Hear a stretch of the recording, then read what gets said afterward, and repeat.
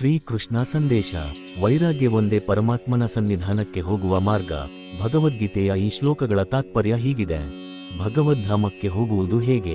ಐಹಿಕ ಬಂಧನ, ಕರ್ಮ, ಫಲಗಳನ್ನೆಲ್ಲ ತ್ಯಾಗ ಮಾಡಿ ಕೃಷ್ಣನನ್ನು ಮಾತ್ರ ಮನಸ್ಸಿನಲ್ಲಿ ನೆಲೆಸಿಕೊಂಡರೆ ಪರಮಾತ್ಮನ ಬಳಿಗೆ ಸಾಗಬಹುದು ಎಂಬುದು ಈ ಶ್ಲೋಕಗಳ ಅರ್ಥವಾಗಿದೆ.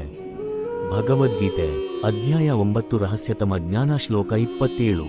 ಯತ್ಕರೋಷಿ ಯದಶ್ನಾಸಿ ಯಜ್ಜುಹೋಷಿ ದದಾಸಿಯತ್ ಯತ್ತಪಸ್ಯಸಿ ಕೌಂತೆಯ ತತ್ಕುರುಷ್ಟ ಮದರ್ಪಣಂ. ಅರ್ಥ: ಕುಂತಿಯ ಮಗನಾದ ಅರ್ಜುನನೇ, ನೀನು ಏನನ್ನೇ ಮಾಡು, ಏನನ್ನೇ ಭುಂಜಿಸು, ಏನನ್ನೇ ಅರ್ಪಿಸು ಅಥವಾ ಕೊಟ್ಟು ಬಿಡು ಮತ್ತು ಯಾವುದೇ ತಪಸ್ಸನ್ನು ಮಾಡು, ಅದನ್ನು ಕಾಣಿಕೆಯಾಗಿ ನನಗೆ ಆರಪಿಸು. ಭಾವಾರ್ಥ: ಹೀಗೆ ಯಾವುದೇ ಸನ್ನಿವೇಶದಲ್ಲಿಯೂ ಕೃಷ್ಣನನ್ನು ಮರೆಯದಂತೆ ತನ್ನ ಬದುಕನ್ನು ರೂಪಿಸಿಕೊಳ್ಳುವುದು ಪ್ರತಿಯೊಬ್ಬನ ಕರ್ತವ್ಯ. ಪ್ರತಿಯೊಬ್ಬನೂ ತನ್ನ ದೇಹ ಮತ್ತು ಆತ್ಮಗಳನ್ನು ಒಟ್ಟಿಗೆ ಇರಿಸಿಕೊಳ್ಳಲು ಕೆಲಸ ಮಾಡಬೇಕಾಗುತ್ತದೆ. ಇಲ್ಲಿ ಕೃಷ್ಣನು ಮನುಷ್ಯನು ತನಗಾಗಿ, ಕೃಷ್ಣನಿಗಾಗಿ ಕೆಲಸ ಮಾಡಬೇಕು ಎಂದು ಹೇಳುತ್ತಾನೆ. ಪ್ರತಿಯೊಬ್ಬರೂ ಜೀವಿಸಲು ಏನನ್ನಾದರೂ ತಿನ್ನಲೇಬೇಕು. ಆದುದರಿಂದ ಅವನು ಪ್ರಸಾದವನ್ನು ಸ್ವೀಕರಿಸಬೇಕು. ನಾಗರಿಕನಾದ ಪ್ರತಿಯೊಬ್ಬ ಮನುಷ್ಯನು ಯಾವುದಾದರೂ ಧಾರ್ಮಿಕ ವಿಧಿಗಳನ್ನು ಮಾಡಲೇಬೇಕು. ಆದುದರಿಂದ ಕೃಷ್ಣನು ಅದನ್ನು ನನಗಾಗಿ ಮಾಡು ಎಂದು ಹೇಳುತ್ತಾನೆ. ಇದಕ್ಕೆ ಅರ್ಚನೆ ಎಂದು ಹೆಸರು. ಪ್ರತಿಯೊಬ್ಬನಿಗೂ ಏನನ್ನಾದರೂ ದಾನ ಮಾಡುವ ಪ್ರವೃತ್ತಿಯಿರುತ್ತದೆ. ಕೃಷ್ಣನು ಅದನ್ನು ನನಗೆ ಕೊಡು ಎಂದು ಹೇಳುತ್ತಾನೆ.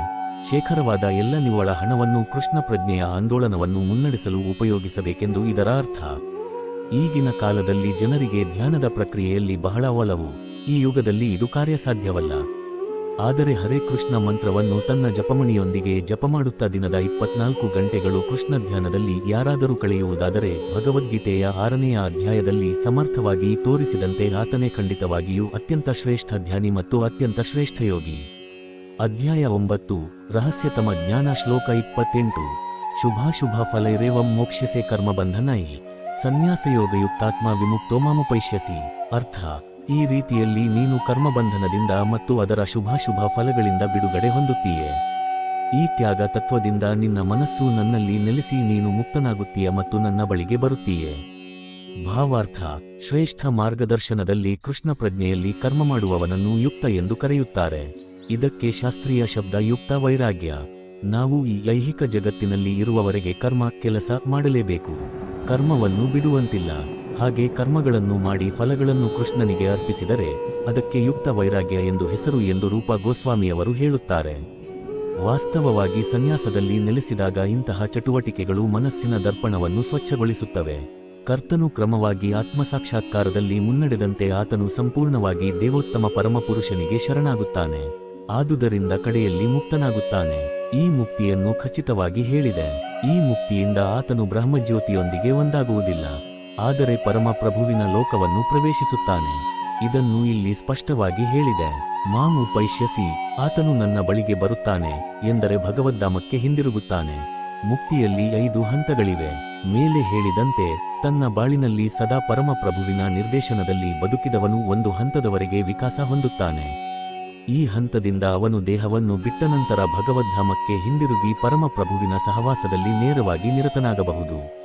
ತನ್ನ ಜೀವನವನ್ನು ಪ್ರಭುವಿನ ಸೇವೆಗೆ ಮುಡಿಪಾಗಿಡುವುದನ್ನು ಬಿಟ್ಟು ಬೇರೆ ಯಾವುದೇ ಆಸಕ್ತಿ ಇಲ್ಲದವನು ವಾಸ್ತವವಾಗಿ ಸನ್ಯಾಸಿ.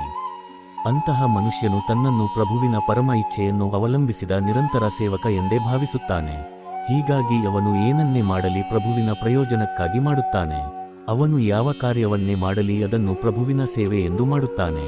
ಫಲವನ್ನು ನೀಡುವ ಕರ್ಮಗಳಿಗಾಗಲಿ ವೇದಗಳಲ್ಲಿ ಪ್ರಸ್ತಾಪಿಸಿರುವ ವಿಧಿತ ಕರ್ತವ್ಯಗಳಿಗಾಗಲಿ ಆತನು ಗಂಭೀರ ಗಮನವನ್ನು ಕೊಡುವುದಿಲ್ಲ.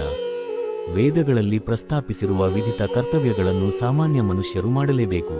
ಆದರೆ ಪ್ರಭುವಿನ ಸೇವೆಯಲ್ಲಿಯೇ ಸಂಪೂರ್ಣವಾಗಿ ನಿರತನಾಗಿರುವ ಪರಿಶುದ್ಧ ಭಕ್ತನು ವೇದಗಳು ವಿಧಿಸಿರುವ ಕರ್ತವ್ಯಗಳಿಗೆ ವಿರುದ್ಧವಾಗಿ ಹೋಗುವಂತೆ ಕಂಡರೂ ವಾಸ್ತವವಾಗಿ ಹಾಗಿರುವುದಿಲ್ಲ. ಆದುದರಿಂದ ಅತ್ಯಂತ ಬುದ್ಧಿವಂತನಾದವನು ಪರಿಶುದ್ಧ ಭಕ್ತನ ಯೋಜನೆಗಳನ್ನು, ಕಾರ್ಯಗಳನ್ನು ಅರ್ಥಮಾಡಿಕೊಳ್ಳಲಾರ ಎಂದು ವೈಷ್ಣವ ಪ್ರಮಾಣಗಳು ಹೇಳುತ್ತವೆ.